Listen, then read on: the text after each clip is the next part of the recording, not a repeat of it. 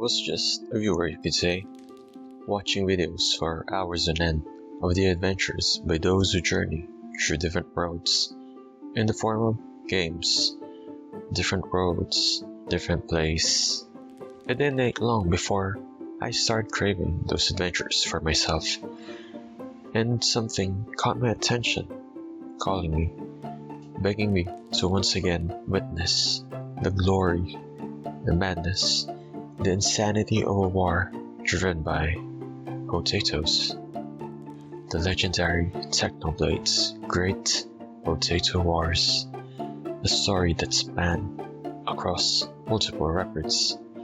But before this war, his adventures had a beginning, just like many others who as well record and tell their stories in the world of Hypixel Skyblock.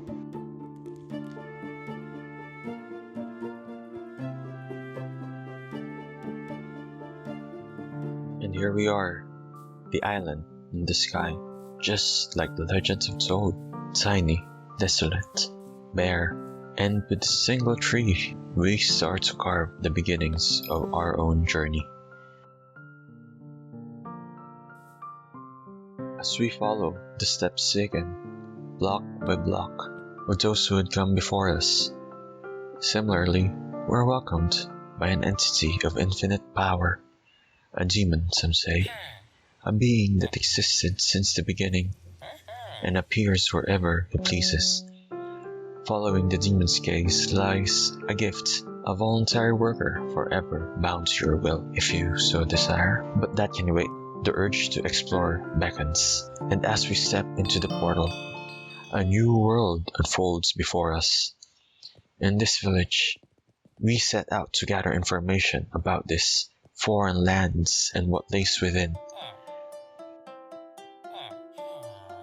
The townsfolk seems amiable enough, providing a variety of information about this world.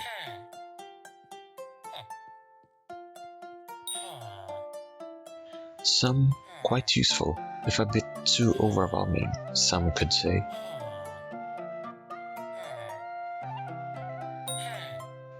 A couple more memorable than others.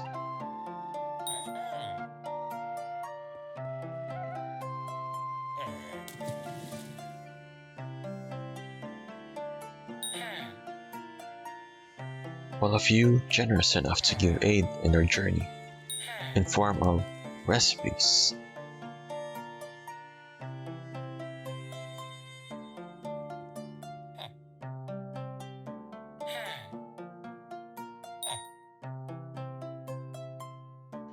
Some even gifts, that is if you can afford it.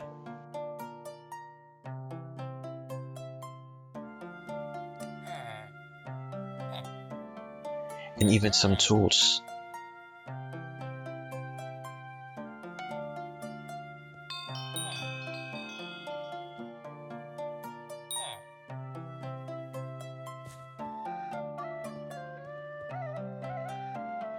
As we explore the rest of the village, we encounter the bazaar, a way to procure and sell goods.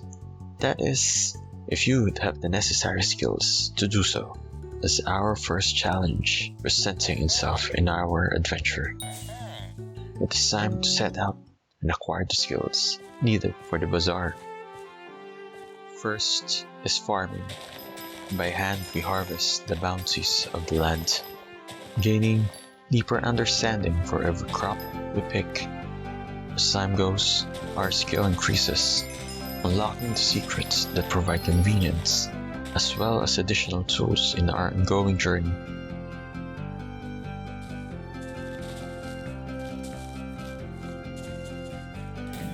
Finding our way into the barn, we discover that we are not the only ones who are seeking to hone our skills.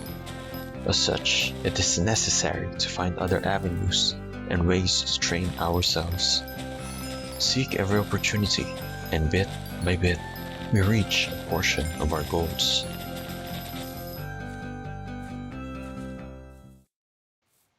Next comes foraging. Now armed with an axe, we head to the park to gather wood and improve our skills.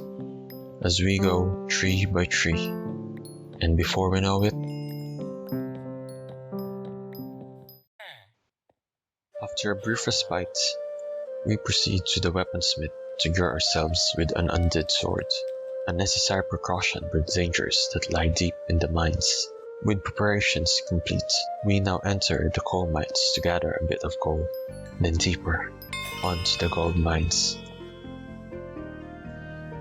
After speaking to one of the miners, we learn of an opportunity to acquire a free pick, an upgrade even by the tiniest bit.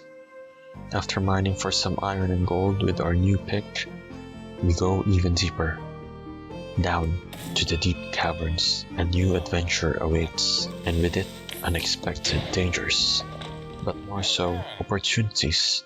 However, some do need sacrifices so as to acquire them. With the sacrifice to the void paid, a new path opens itself. Entering presents the long-awaited opportunity to quickly hone our skills and even gain the riches long buried deep within the bowels of the earth. And with blades long prepared, we are able to fend off the abominations that infest the deeps.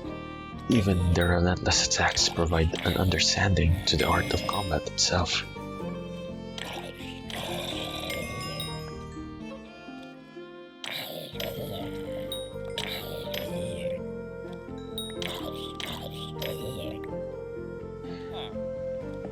Some, however, doesn't come as prepared, and extending a helping hand doesn't seem amiss, and might come with just and even unexpected surprises.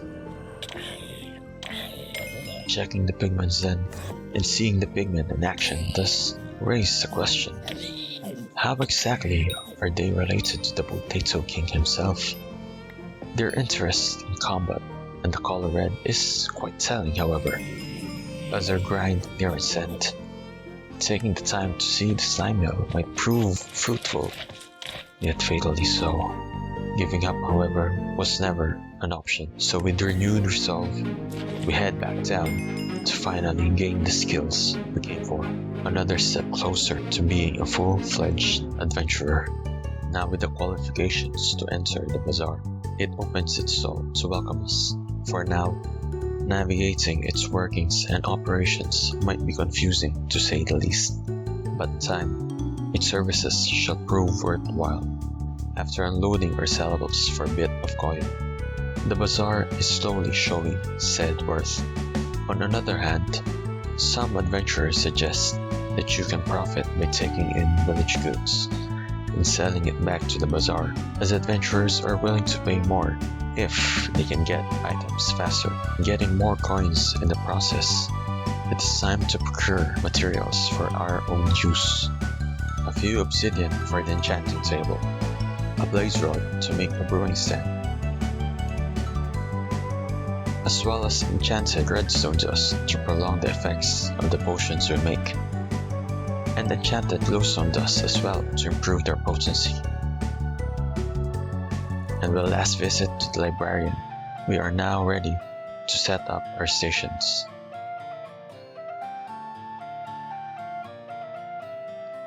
With the enchanting table in place, as well as a not so optimal bookcase, we can finally start with low-level enchants, finally able to enchant Rooting Tree into our sword, along with other pretty useful enchantments. With a better blade at the ready, we return yet again to the deep caverns, down to the lapis quarry, to mine, as well as to hunt monsters for loot. Piece by piece, we are able to acquire a full set of lapis armor, and while not totally suited for combat, the increased experience from mining would sure ease the way while doing enchantments. We used the few of the diamonds we mined in the deep caverns to create a pick, which we try to enchant with efficiency 5. However, something's amiss. A quick visit to the librarian, and we're on our way to improving our enchanting setup. A few more bookcases, and we are now able to reach Efficiency 5 enchants. Back in the deep caverns, with the lapis armor and a few minutes of mining, we raise our levels so that we can continue with enchanting, this time Fortune 3 and a pickaxe. Then a Silk Touch axe, so that we can finally move our bookcases around more efficiently. In the village smithy, we now combine our Fortune 3 pick with our Efficiency pick to create an even better one. Now with more tools in our possession, we find ourselves needing to better our gears as well. Just beside the bazaar, the auction house serves as a hub of trade for gear and equipment for adventurers, as well as different curios and wondrous artifacts. Now with a bit of luck, and probably too much oversupply, a rare Enderman pet is ours for 500 gold. This pairs quite nicely with an Ender armor set that goes around for 10k per piece. Higher if reforged and enchanted. Sadly, some are plain pieces, and we can only see to it that they are properly reforged. With all of the running around in this brand new world we are just beginning to explore, the mining, the combat, the leveling, the trades, the enchantments, we just can't help but get caught up in things and get ahead of ourselves. So much that we forget that despite of the skills, the items, the equipment that we got thus far, however small they seem compared to the legends, that bigger and better things await us. And for now, all of this that we have acquired is not quite enough, more so that we ourselves are not capable enough to wield this seemingly early game armor.